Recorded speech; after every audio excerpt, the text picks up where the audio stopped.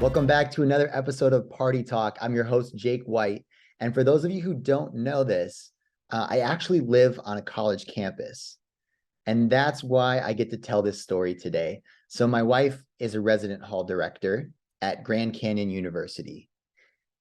And because of that, I get to offer really cool internships to students that can help us with our prevention company called Vive 18. That's VIVE18.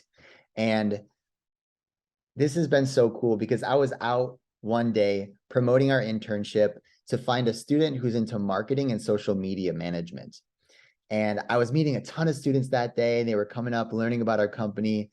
And one group in particular said, "You need to meet this girl named Anna Richards." And I said, why do I need to meet her? They said, "She's doing what you're doing. She throws these things called sober celebrations."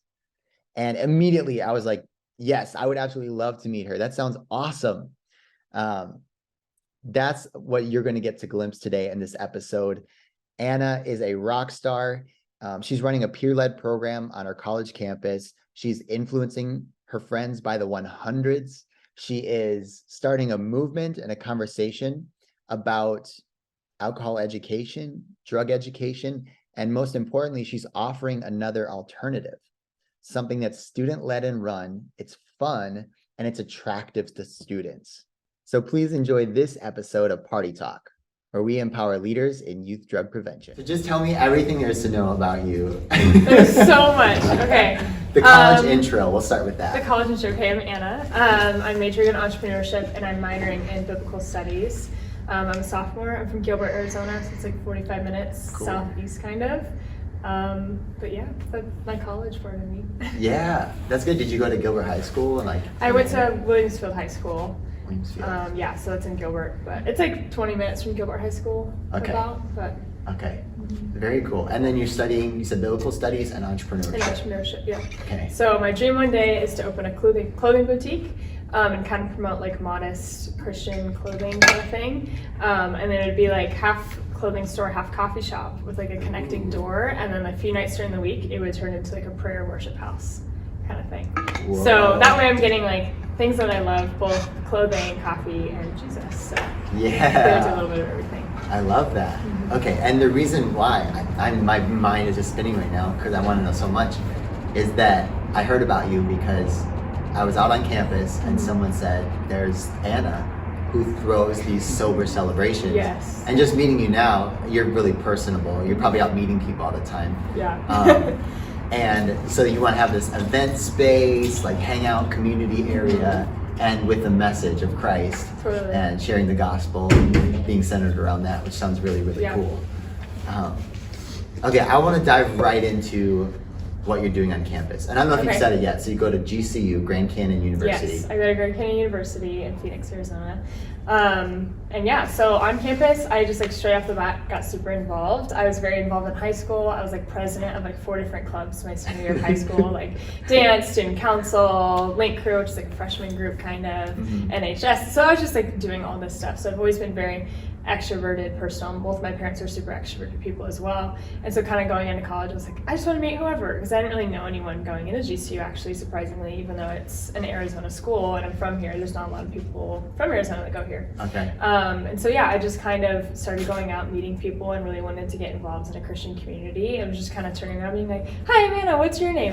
And my parents have always been big party hosters and love holding things, throwing things, like Christmas is here, my birthday, whatever. And so I kind of was that house in high school, and I was like, what a cool space and environment to have in college for a lot of people that are out of state, coming in, trying to, college is a big transition from high school to college. And so it's like trying to find your footing, trying to figure out like, okay, like what group am I a part of? Where do I go? You see some people go down the route of like like, oh, I want to grow my faith. Or you see people going, oh, let me try that. I have freedom college side of it. And so having that house and having that opportunity and loving, amazing parents that are willing to host, it's only like 40 minutes away. They're able to come and hang out, have a good time in a healthy Christian environment. We provide food and we just go all late. Sometimes I have people there till 2 a.m. People are like upstairs talking to my parents, and it's so fun because it's just grown a lot over the last only like year of doing them. and it's super fun, and everyone takes a lot of memories away. I've met a lot of people from them just coming to my house and like, hi, what's your name? Don't know who you are, but welcome to my house. And so it really shows that people really want a safe environment to go, because college is such like the party scene, and oh, go to this party, but people are like, I don't want to drink. I want a good, healthy party to go to that doesn't involve alcohol, and I won't feel pressure to go to. So it's kind of the space that me and my parents have provided for students. Wow, and I think people assume that because GCU is a Christian university, people aren't partying and drinking, which we know from living on campus. It's not the case. There's still that draw. I think people assume that you need to do that when you go to college. What do you think is the big draw, as far as why do people assume that when they get to college they have to start using drugs or getting high or getting drunk? What is that? I think it's kind of the pull, like I said before, like that sense of freedom. And they think like, oh, first time out of state, living on my own, whatever. And so they kind of have this freedom. And I think there's a huge identity thing you find in college. I always heard that before going in, like, oh, like you're gonna find yourself in college, whatever. And I was like, no, like I know who I am. But a lot of my identity was solidified through my friends and family, and through learning more about the Lord coming here. And so I think it's kind of an identity thing, is if they're lacking community or lacking a space, they'll just attach to the thing that's closest to them. You know, and that's typically something we do as people and humans in general, is we attach to the thing close to us because we're made to be in community, we're made to have that. And so if drinking and partying and being in that crowd gives them a sense of community, they'll do that. And so that's like the dangerous thing, is especially this year as being a sophomore, is I'm trying to reach out and grab all the freshmen as much as I can and be like, hey, come hang out with me, come hang out with my friends. And so people joke around with me all the time. They're like, Anna, you hang out with so many freshmen. I'm like, I know, I love it, because I want them to have a good, healthy college experience. Whoa. So yeah, that's kind of my heart behind it as well. Dang. Okay, so this is really cool because we've never met, but I'm just resonating with you so much because that was me in college. So I'm 31 years old, out of school, grew up in Wisconsin.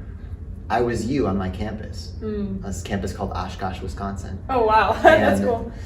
At my junior year, I started throwing these giant parties without any alcohol or drugs. And hundreds of students coming to them, getting sponsored by different brands like Pizza Hut, Chick-fil-A, and Red Bull. And just finding a place where people could feel valued and included, and like they actually belonged here and they were appreciated. And it wasn't because you drank, or it wasn't because you get high. You don't have to do anything. Right. Just be who you are, come hang out with us, and have a good time. Totally. And I did find that too, is that people, they were craving that sense of belonging. And if they don't find it somewhere safe, they're gonna find it somewhere unsafe. Yeah. And so I felt this kind of like, maybe you do, this personal sense of responsibility to say, I at least have to invite them. Right. I at least have to show them, you can come hang out with me, you can be with my friends, and be exactly who you are. Exactly. Totally. Yep. And my parents have always said, like, it's not ours. Like, people always say, thanks for opening your home, and they go, it's not ours. Like, we could die one day, it all stays here. Like, it's the Lord's. He's given my parents the money and the finances in the home to host it. And like, I remember when we first found this house a few years ago when we were moving, my mom was like, this house is huge. My dad's like, no, it's gonna pay off. Like, we're gonna bring students, we're gonna make this our ministry. And so they kind of provided that space, and it's become that for people, and even people that don't, you don't have to be Christian, you have to be whatever, like, just come exactly like you said, be who you are.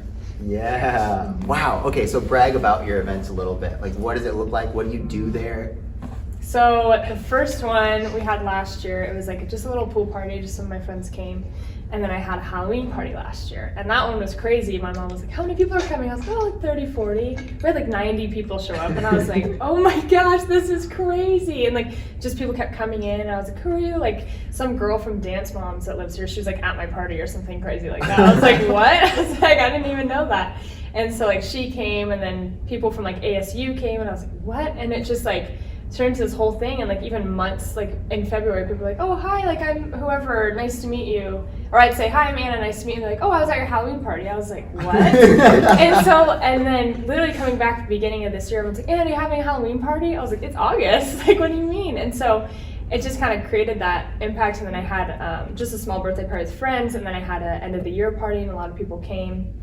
And it's just not like oh, hey, come to my party. They're like actually interested in, hey, we want to come again. Yeah. And then so this Halloween I had one, we had over 180 people there. All right. And so I was like, oh my goodness, like there's no room to walk. And then we even had my friend's a DJ, And so he dropped off all of his equipment for us, and my friend Wyatt like DJ'd, and we played music, and we did like a costume contest, and then we always like to whip out karaoke. We have like a little karaoke microphone set up.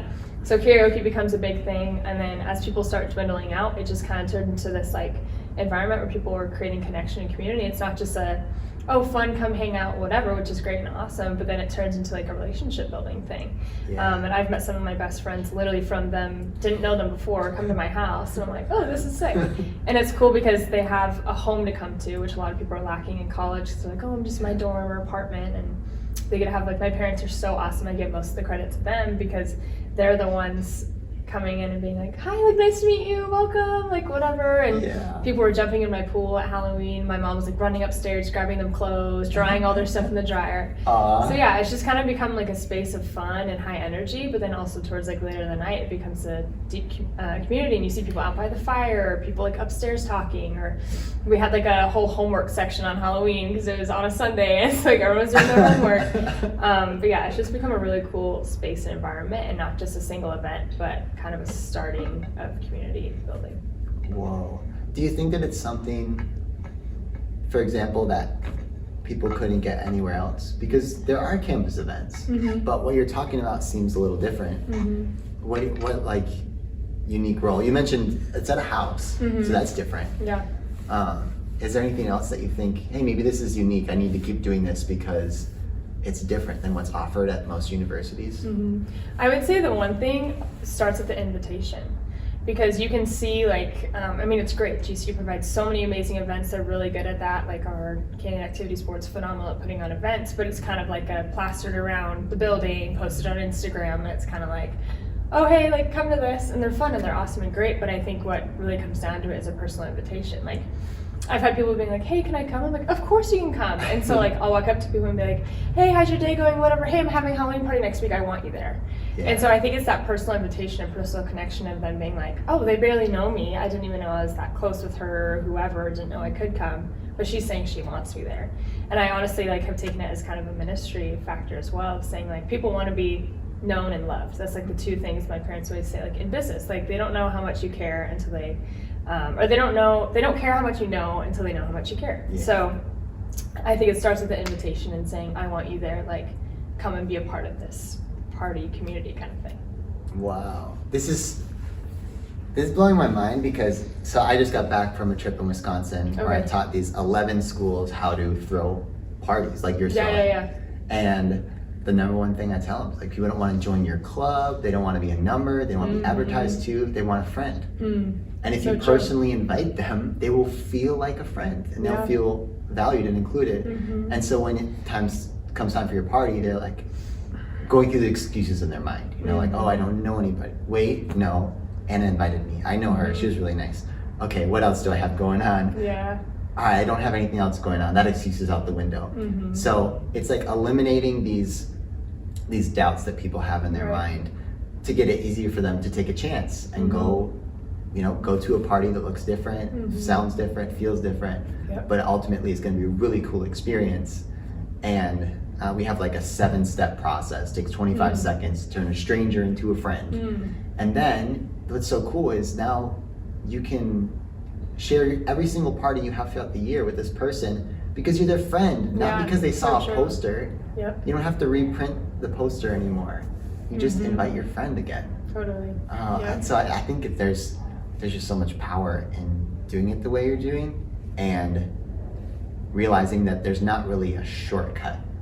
Like you could post it on Snapchat and that would feel like a shortcut, but then all of its power would be stolen away from it because it didn't come with that smile and that, hey, what are you doing this weekend? From a stranger who showed interest in you. Totally.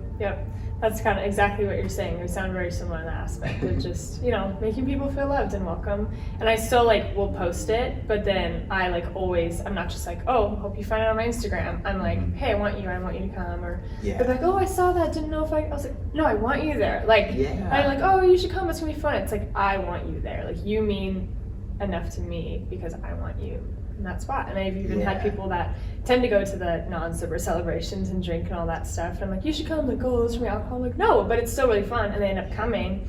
there's a few guys that came last year and they're like, I didn't know that could be so much fun. And so like it's even creating that healthy environment for people that might be used to that. And I think in college and as you're in your teens and early 20s, it's kind of like this, oh, I have to put on this face, I have to be this certain person, fit this college mold, whatever, so I get approval, whatever. And so even those people that choose to do that and choose to drink and everything, they might seem like they love it and be involved in it, but they really are not feeling good about themselves, and that's like their only piece of identity they want to stick to.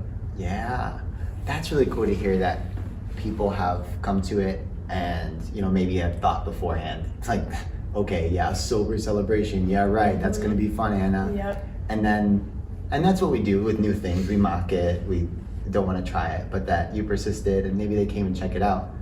So have you ever gotten any more feedback from those types of people of like, hey, I thought this going in, but then after going, now I think this? Or I mean, I'll have people like come up to me after and they're just like, oh, hey, like I'm gonna leave. They're like, thank you so much. Like you just see their like genuineness behind them, and they're like, thank you for having me here, and like this was actually really fun, or I wasn't gonna come but I did, and like and it shows because it's not just like a quick thank you, I'm leaving. It's like a week later they're like, no, seriously, thank you. Like you just see the genuineness behind their thankfulness, you know. Yeah. And actually wanting to go and not realizing how fun a sober celebration can be. Yeah. How'd you come up with the name Sober Celebration? Actually, I took it from my friend because a few years ago, he graduated last year, but he would call his sober celebrations. And I was like, hey, mind if I take that name from you? And he was like, yeah, sure. And so we just called them sober celebrations, or sober cellies for short. So. No way, so this is being passed down to you from someone who was at GCU before you? Yeah, so he, like last year and a few years before my class, he would throw parties at his house that he had with his friends and call them sober celebrations. And I was already planning on doing that, and then now that he's graduated, it's almost been a continued thing of like, hey, well, Steve-O's kind of adult now out of college and kind of has gotten, in a way, passed on to me. Yeah, so that's fantastic. What?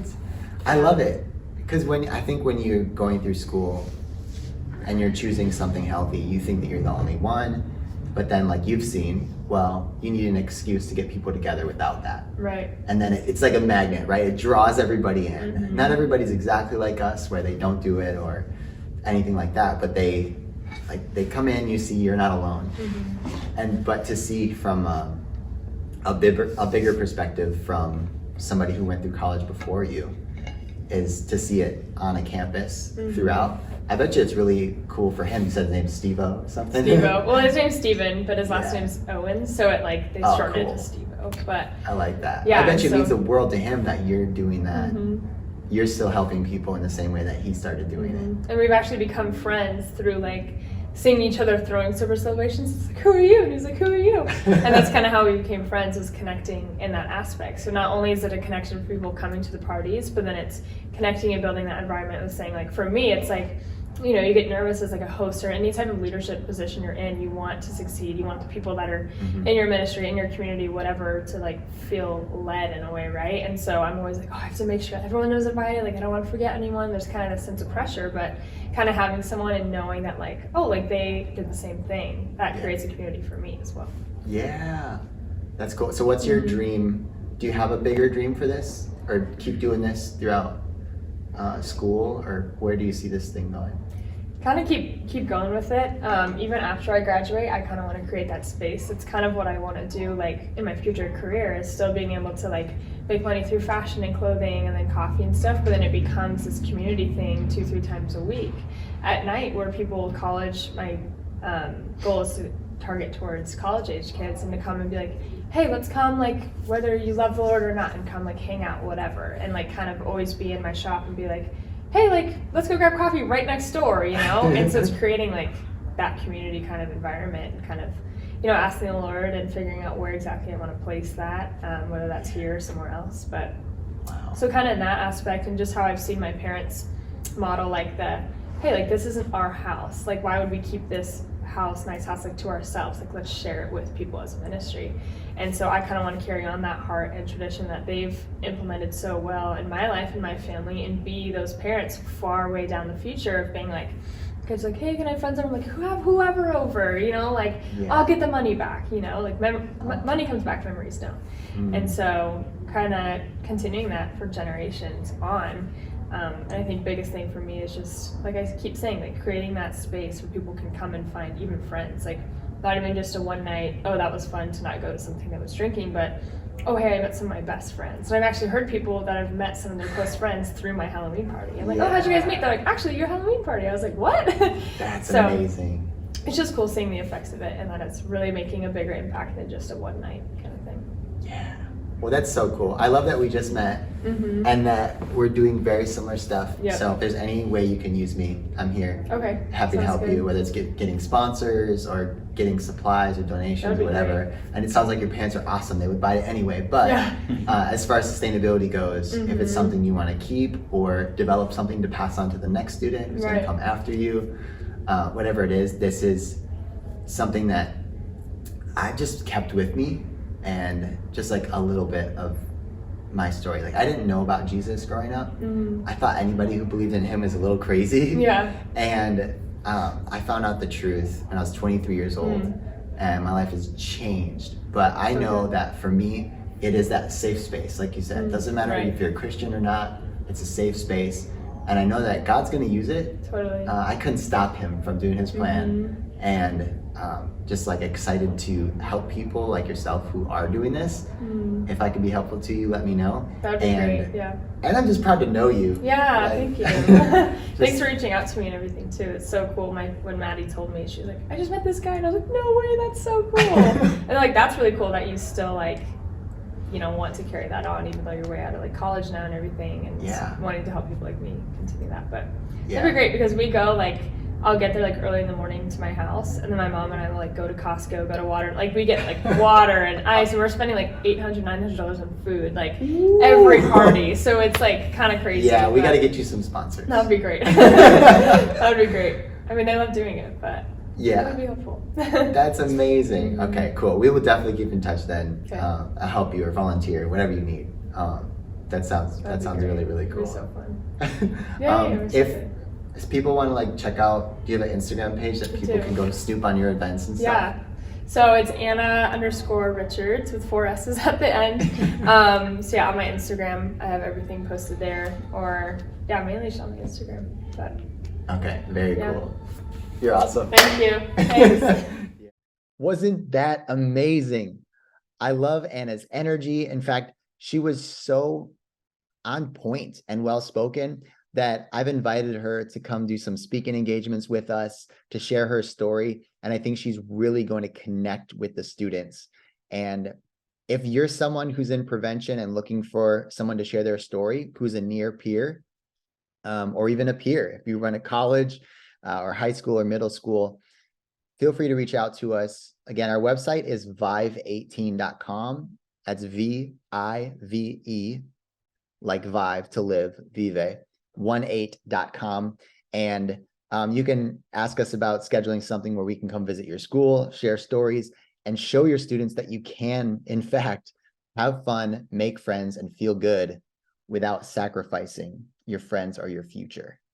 So if that's you, just hit us up, ask us any questions, and I'm so excited. I hope you learned something from Anna's interview and everything that she's doing on her college campus to make it a better, safer place.